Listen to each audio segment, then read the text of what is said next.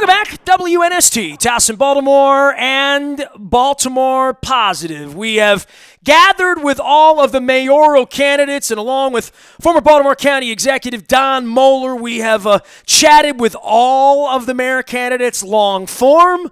You can find all of them at BaltimorePositive.com. All of them, at least originally, were shot at either State Fair in Catonsville, where they're still doing curbside and carry out, as well as our dear friends at Fadley's downtown, where our next guest, we met him previous, and we've had all of the mayor candidates on prior to, so I'm going to give this as a forewarning. Anything we've covered in the past, we're not going to cover this time around, and I just want to make sure we get that out there. Also, a big appreciation for Moeller and Gary Realty. Did a long-form conversation with Don's son, Jeff, last month. You can find that out at the buyatoyota.com, Audio Vault at WNST.net, and Baltimore Positive, where we are mixing and mingling. Don, you and I had incredible, high goals. We had full buy-in from all the candidates to do an event on April 14th.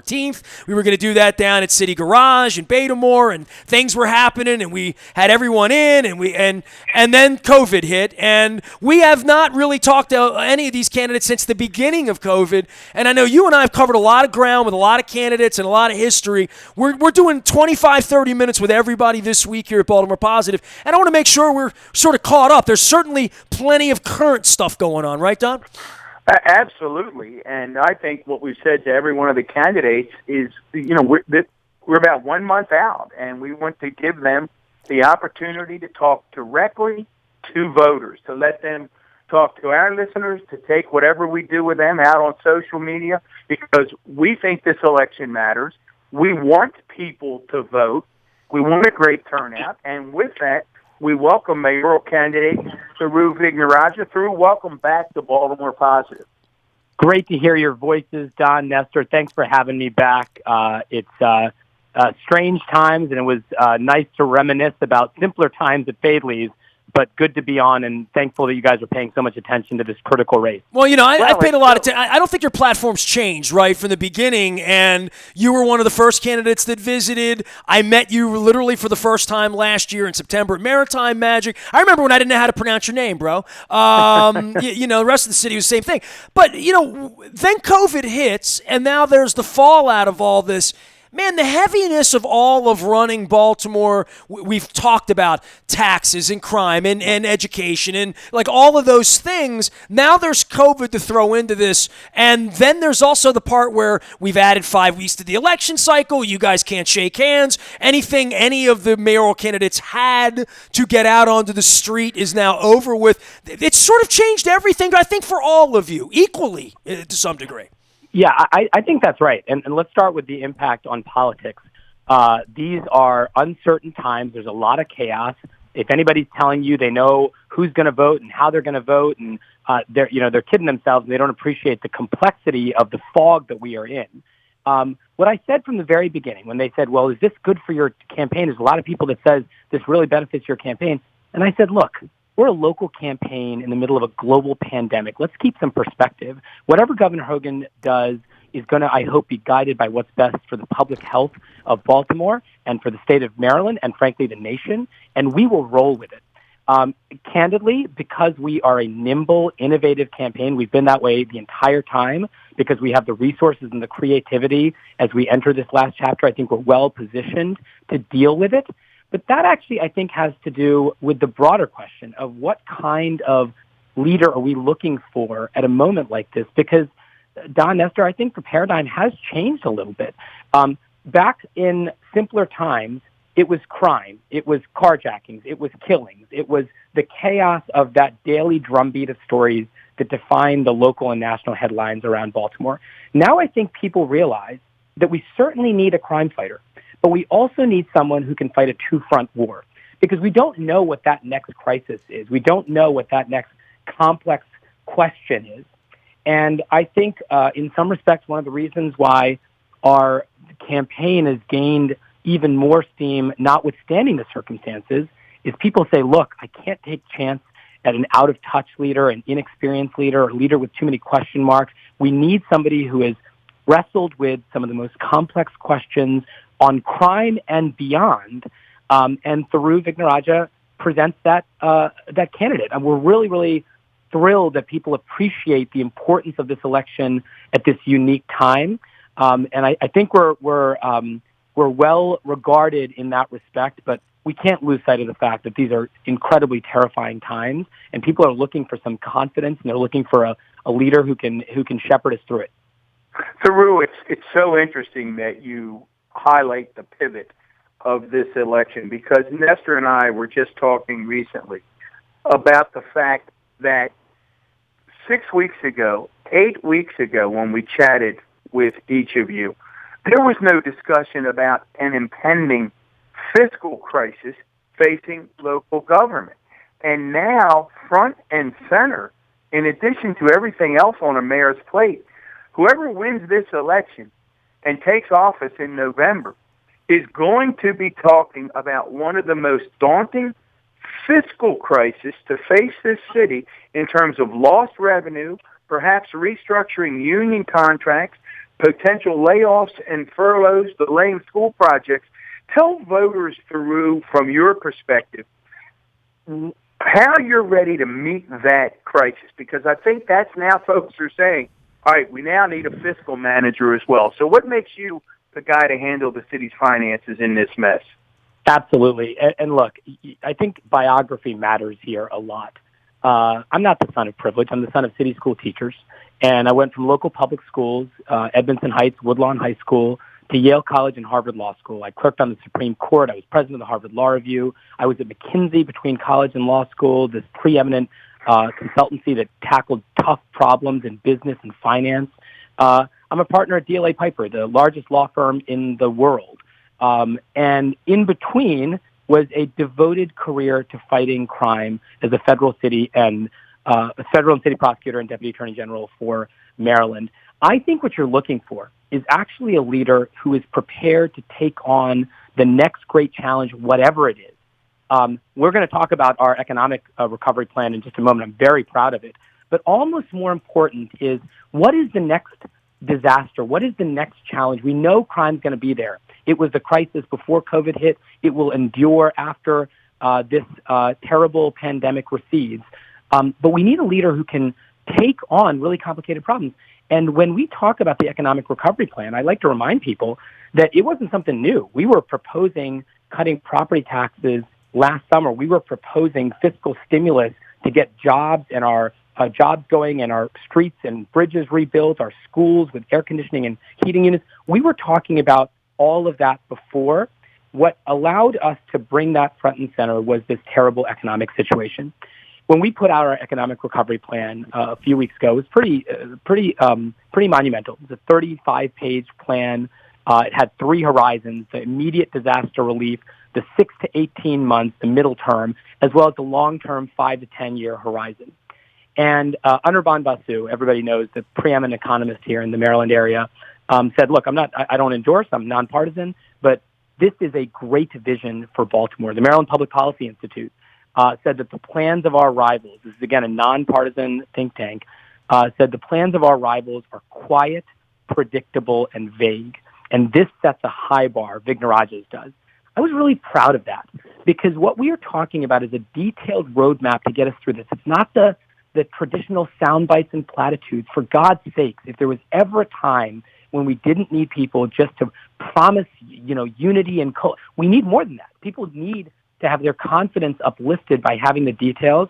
And we laid out $250 million of stimulus money right now to get heating and air conditioning units into our schools, to get road repairs done when the streets are as sparse as they have ever been, a middle-term project of cutting property taxes in half over 10 years, as well as stimulating 10 specific industries, a long-term horizon, $4 billion in stimulus money to do some Herculean infrastructure investments. Washington, D.C.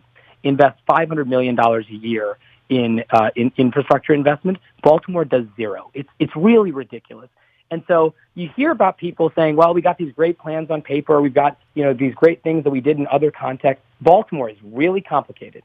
And the fact that we got such great praise from our locals is something I'm very, very proud of. Well, Thiru, I mean, infrastructure is not going to get you elected. It's not sexy. I think it's awesome. I mean, Don would tell you I'm the infrastructure guy. I'm the clean water guy as I, talk about clean water. And we talk about, public safety issues. We talk about lead paint and things that you've talked about. And I've been out at your website here, and I will let everybody know you can find Thiru at Thiru2020.com for all of his vision and campaign events. There are no events, but there's some online events like this, I guess, between now and June 2nd. But just, in the whole scope of everything we talk about here, infrastructure, what's going on as a landowner, as a guy who cannot sell my condo at the harbor, which is why I'm talking the mayoral candidates, as well as not having baseball right now.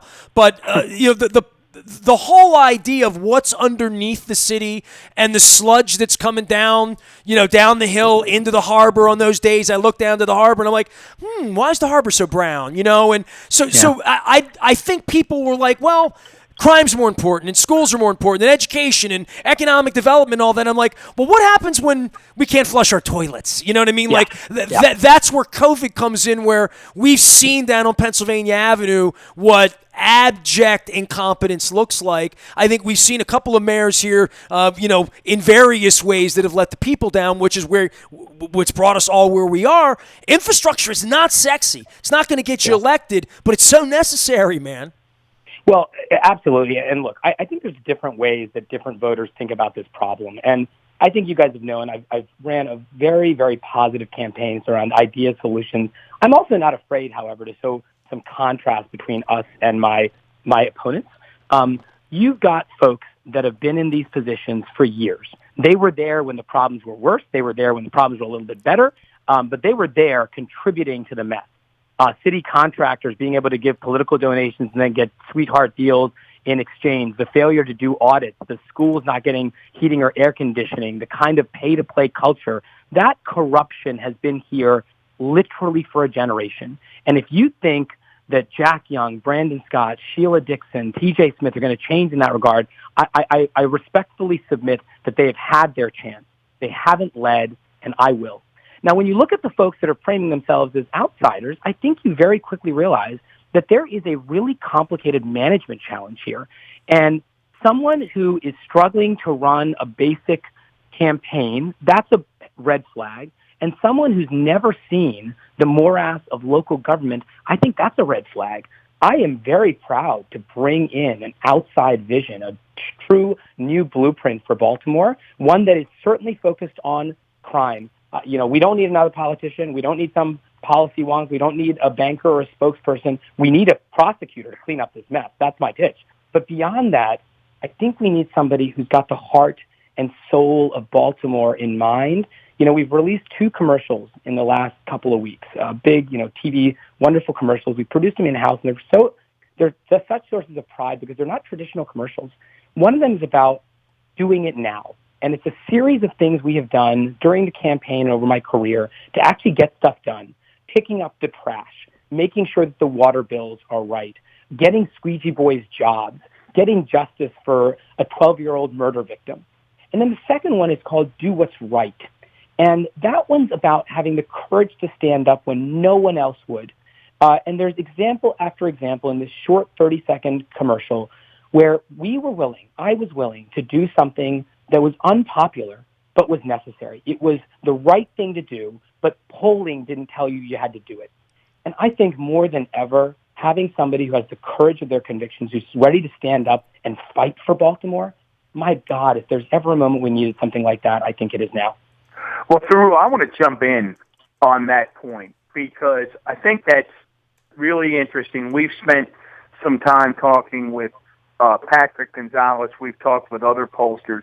And one of the things, without getting into the horse race, and we can talk a little bit about the horse race later in the interview, but without getting into the horse race, one of the things that does appear consistent across every poll is 70% or more being dissatisfied with the status quo.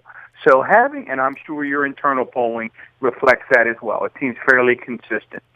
Having said that, then, make it really clear for our listeners why they should believe that a Vignarajah administration will be different when they're already worn out, and quite frankly, so many city voters just don't believe anymore. Why will Thiru's administration look different? And let me give you a couple. Yeah. I think the proof is in the pudding. I'm going to give you a couple of examples of things that we have done that, frankly, the other campaigns have just been unwilling to do. When the comptroller's shenanigans became public, we were the first to call for her resignation. She had taken. You're talking about Joan Pratt, right? That's right. She'd taken money from a person who was in the middle of a federal investigation, Mr. Grant. She had acknowledged that she hadn't included his contributions on a tax return she had filed with Catherine Pugh. This is the central ledger keeper for Baltimore City. It was either embarrassing or it was worse. And I called for her resignation. And we heard all across the city that this was an obvious one. The question wasn't why we were calling it. It was why was no one else? And the reason is because there is this cozy culture in Baltimore where everybody looks out for one another. They're buddies. They're friends. And it's hard to call out your friend. It's hard to call out the person who you gave a job to. And as a consequence of that, literally from TJ to Jack to Brandon to Mary to Sheila, no one else was willing to say what was obvious. But it wasn't just Joan Pratt. We were the first to call out Darryl D'Souza and call for his resignation. We were the first to call out Catherine Pugh and call for her resignation. I actually think the courage to be able to stand up and say, if you've done something like that that's wrong, you got to step down because the bar has to be as high as it's ever been in Baltimore. I think that shows our willingness to do something, even though it means somebody's not going to like me. But the second thing I want to talk about is the willingness to lead. Last April, I announced on the 10th. On the 15th, I filed my taxes. On the 16th, I released 5 years of federal and state taxes, becoming the first mayoral campaign in Baltimore history. For 9 months, no one else did. Eventually, media outlets and everybody else started putting pressure. They said, 75% of people said, we're not going to elect you if you don't put out your taxes. And slowly but surely, a couple of the other campaigns did it. But we had to show them that it was the bar that had to be set. On aerial surveillance, before I was a candidate, I said, look, the way we did in 2016 was indefensible and likely unconstitutional, but here's a way you could do it that would be effective as well as constitutional. I wrote it in the Baltimore Sun. I didn't equivocate. I didn't bump the decision to the police commission. This is a hard call. Some number of people are going to vote against me because of my position on that. But I came out for that. Now, all but one candidate supports it. You know what they waited for? An Able Foundation poll, a poll funded by the Able Foundation that said that 80% of African Americans support aerial surveillance.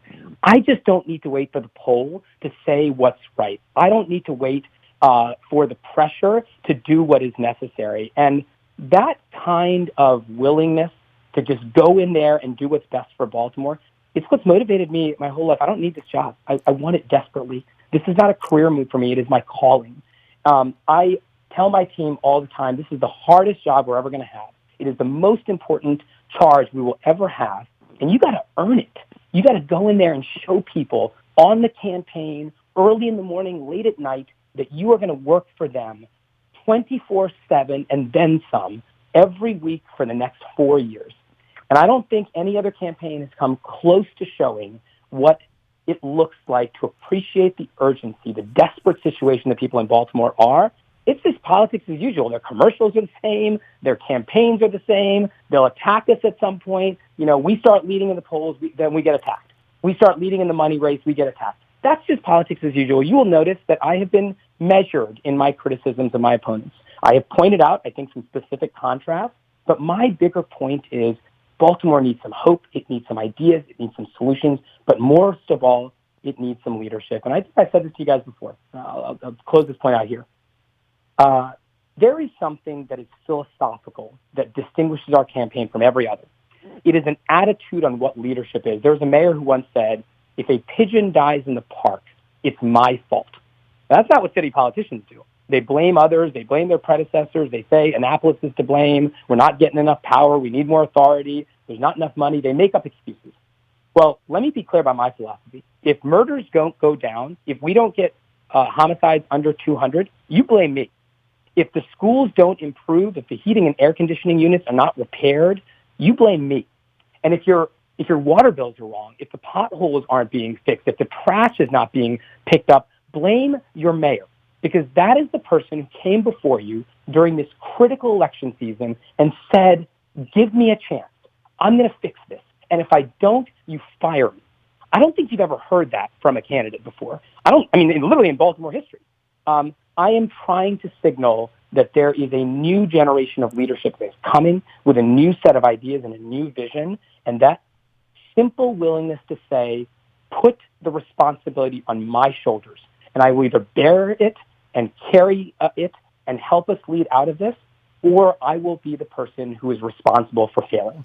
And I think that's an important philosophical difference that distinguishes our campaign from certainly every other candidate in this field and perhaps even before that. Thiru, I want to stay on leadership for a minute because we've all seen it or what it looks like every day during the biggest crisis in American history, worldwide history in recent times during our lifetime for sure. Every morning, Larry Hogan shows up. I'm not really sure where Jack is. I don't see a lot of Jack, and I've said that out loud. And we're not seeing Jack this week from what I understand, but if we do, we'll greet him with open arms and say hello and ask him himself. But Trump, Hogan, Cuomo, Pritzker, we can go down the list. Newsom later in the afternoon. I think the first couple of weeks when we all were sitting around wondering what the heck was going on and stockpiling groceries, and couldn't find toilet paper and other various snowstorm items around here. Trump and Hogan, all day long you see leadership.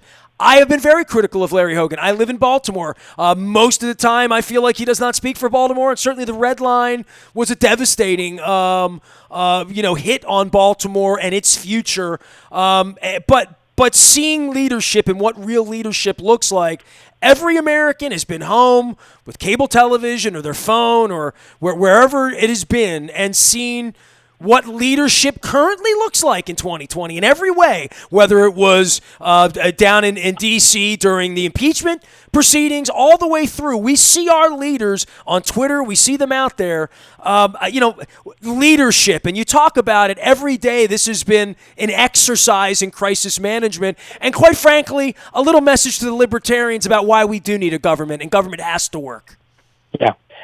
When early on, I saw Governor Hogan's press conference. I was with the team, and I turned to them, and I said something which at his next press conference I actually said publicly, which is I said, guys, I'm a Democrat. We're all proud members of the Democratic Party, but let's be clear. What Governor Hogan is doing right here is a textbook illustration of leadership in crisis. I was really impressed. There was this calm, sober, compassionate voice that was as strong as it was clear. And I think people have a sense of what leadership looks like. They want to see you rolling up your sleeve out on the streets when you need to be on the streets, and they want you casting a clear, good, optimistic light on the future of Baltimore when that's necessary. And I think what's been telling about this crisis is you do have a sense of the people, right? Even in these commercials, you can tell who's a little flat, who's a little affected, who's a little, there's a little makeup going on. You can tell when it's stylized, but I think people know what leadership looks like. And what I'm so proud of is the number of people that have come up to us and said, Thiru, it seems like you're the only guy who's actually doing anything. In so many instances when people contacted us, they said, I've tried to contact our council leaders, I've contacted our other candidates. No one's getting back to us, and I see you on TV, on the radio, on social media, day after day, week after week, doing stuff. And if that's the kind of mayor you're going to be, if you're going to work even harder as mayor than you are as candidate, my God, what a breath of fresh air that would be. I don't think leadership is some list of resume items or some criteria. You know it when you see it. It's the person who is going to take responsibility, the buck stops with me, and also be able to build a coalition around that common purpose. I've gotten better. I'm in my 40s now. You do learn and you do grow as a manager, as a leader. I still make mistakes, but when I do, I own them. I'm honest about them. I answer every question. I accept every interview. So many of the candidates have dodged interviews and forums, and when it gets tough, they start receding. They stop they start closing off doors. I think people in Baltimore expect the exact opposite. And I think they know what leaders look like when they see them. Oh, what do you got to say about the President of the United States getting up every day? You have any comment on that? Look, you're never going to convince me that Donald Trump has handled this as we needed him to. You're not. And there's any number of things that I think would signal that. But at the end of the day, the bigger indictment that I have is that we continue to use other people as the reason why Baltimore is not doing well. Of course we need help from the feds. Of course we need help from Annapolis. Of course we need to work together. But at the end of the day, if your standard rebuttal to things are broken is it's not my fault, that's not leadership. And I'm not going to blame the president. I'm not going to blame the governor. I'm not going to blame anyone except for ourselves. And I know this is recorded. So, when I am up for re-election, and I genuinely hope I'll have the privilege of serving, you play this back for me, and you say, Thiru, you told us you were going to get murders below 200. Here's where we are. Are you confident that we can get where we need to go? Because you told us you're not going to run for re-election again. And I expect you to hold me to that standard. I'm trying to give you clear barometers of how I want you to evaluate me. Because if I can't do it, if I'm just saying stuff, trying to get elected, shame on me. And the people of Baltimore will boot me out faster than crab cakes fly away from Fabry's. I mean, this is a moment where people realize that there's no more time for nonsense. There's no more time for untested, out of touch, frankly, corrupt politicians in Baltimore anymore. We don't have any room for error anymore. Well, Thiru, speaking of no room for error, and you alluded to it earlier in the interview, someone is going to win this race and be faced, particularly if this virus comes back in the fall, as so many are predicting.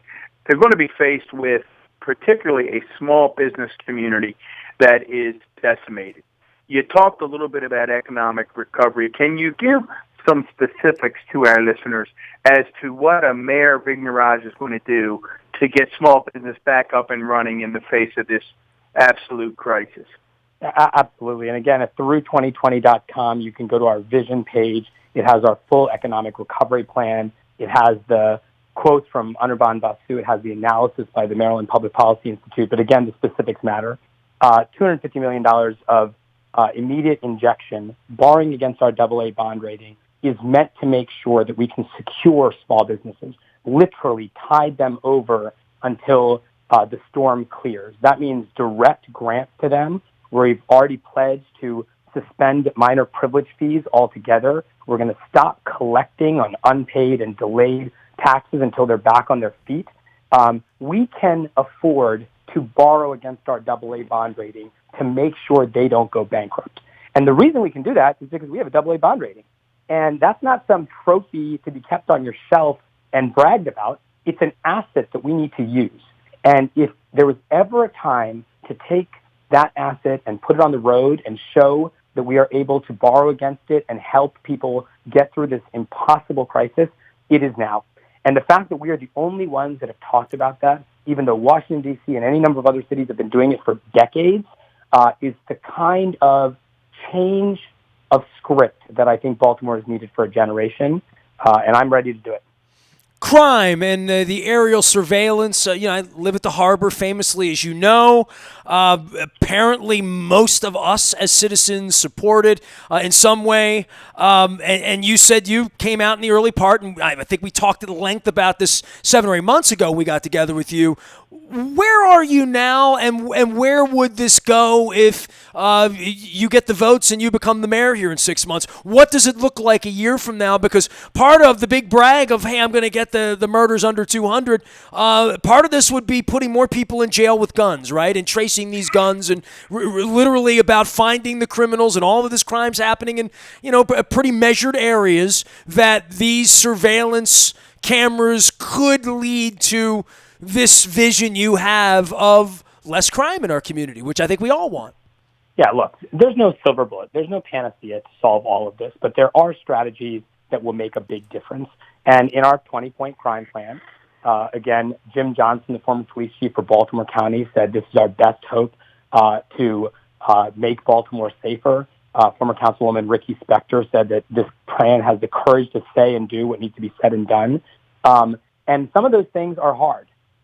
Some of them are easy. Look, we know we have to treat victims of addiction differently than we've treated them. It has to be treated as a public health crisis. There have to be diversion programs that use probation to get people in apprenticeships and jobs.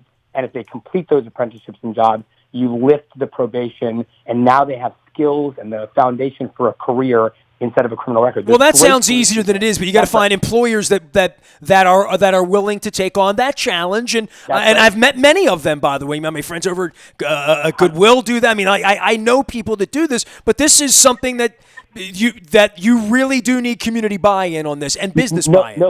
No question, Esther. And by the way, the District Court Reentry Project, which is what our proposal is modeled on, has essentially one employee and one district court judge that have remarkably built out a network of employers, and they use probation as a way to get people connected to these apprenticeships and these jobs.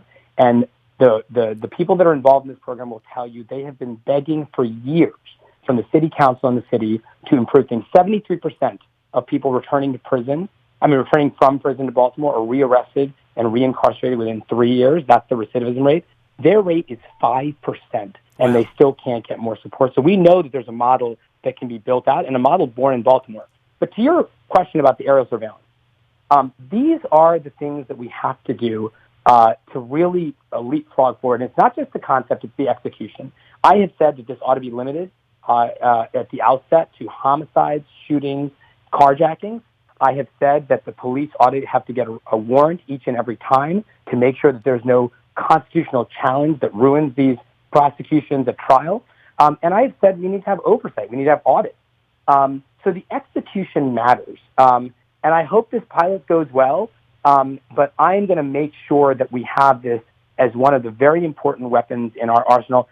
And I have always said to people, they say, well, Thiru, how did you realize that it was valuable before all the other candidates got on board? Was it just the polling? And I said, look, the polling was part of it for them. The reason I didn't need polling is because I was a prosecutor. And I prosecuted a case where a critical piece of the evidence was an overhead camera from a traffic helicopter with Captain Roy Taylor shouting out the coordinates of these carjackers as they were zipping across town, and then ground camera footage from when they bailed out of the car. We prosecuted them in Baltimore City Circuit Court, and those were linchpins of the evidence. So I don't need a poll to tell me what's needed to fight crime. I've devoted my life to it. And I think that body of experience, too, is going to be critical. Is the economy looming large? Absolutely. And the guy that was at McKinsey and has been at Piper and has wrestled with the hardest problems at the highest levels is certainly equipped to lead that charge. Just look at our economic recovery plan. But the crisis that has not gone away in a generation and will be there when this virus recedes is crime.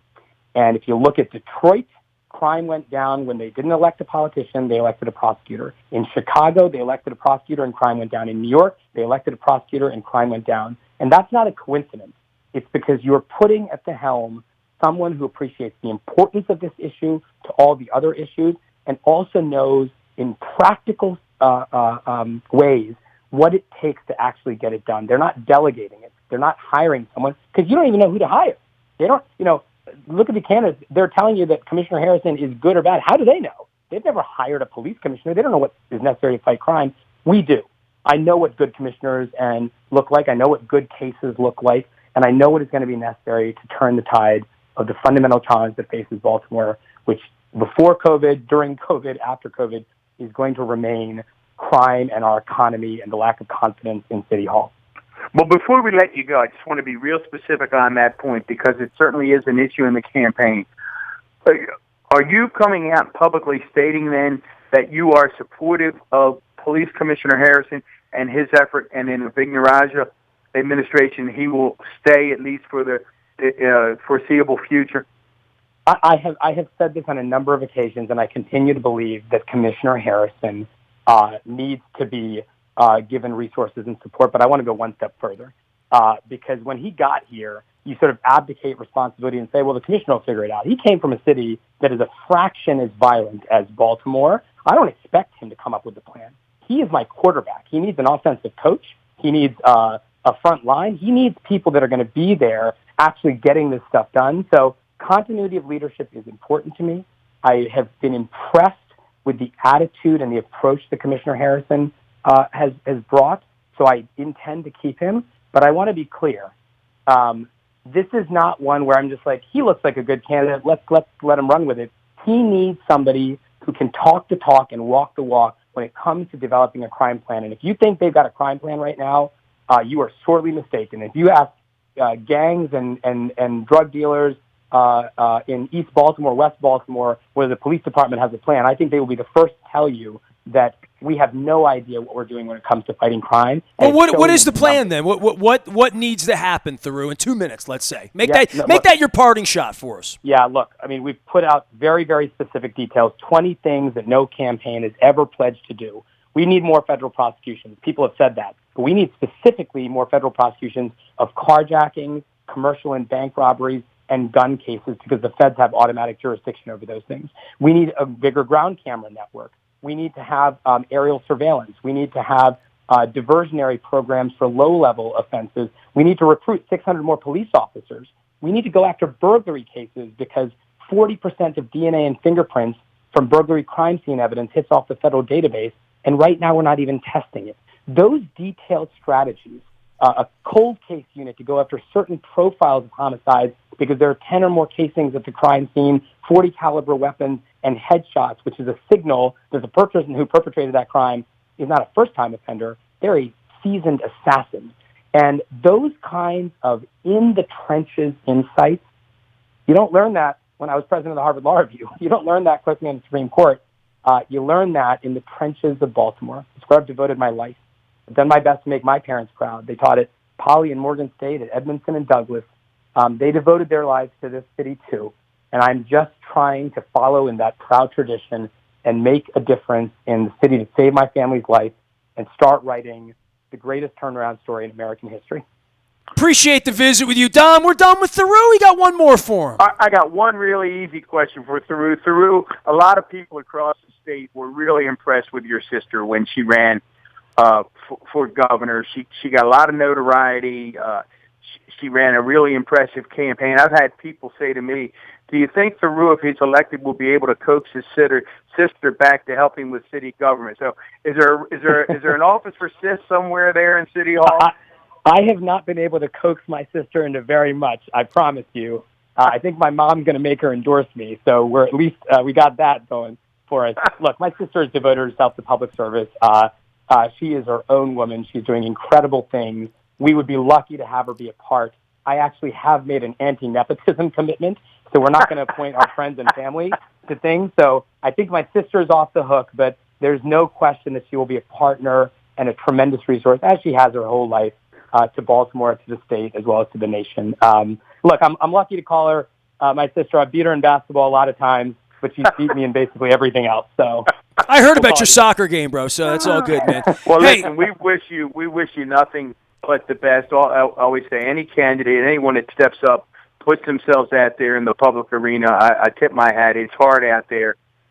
Each of you have run really, really hard races, and it's a fascinating election. It's going to come down to the wire. And I guess we should ask you real quick, and I know we have to run, any concerns about voting by mail?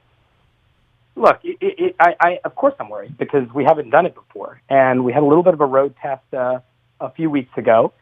It's going to be our job to make sure we're encouraging everyone in every part of the city to vote.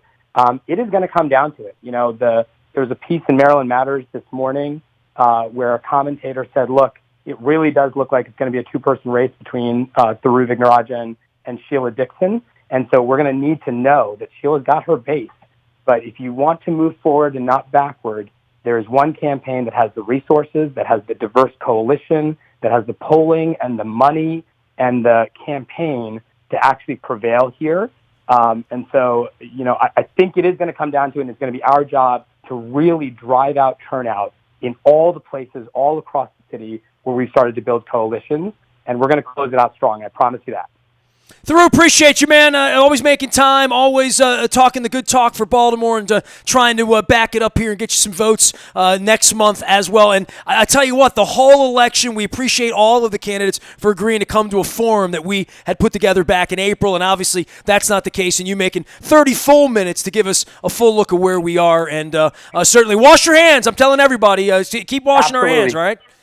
Privileged to do it. Love you guys. Keep doing the good work and keeping Baltimore very, very positive. Hey, we're trying to do that. Appreciate that, Thiru. Thiru Vignarajah joining us here. You can find all of his campaign information at thiru2020.com. All of the mayor candidates have been invited on, all with equal time. You can find all of it at Baltimore Positive. All of them have joined us several times throughout the year in various Baltimore Positive episodes. All of them are available. Highly encourage it. If you missed anything in this segment and you want to hear about this or that or the other with any candidate, you'll be able to find it all back in Baltimore Positive. I am Nestor.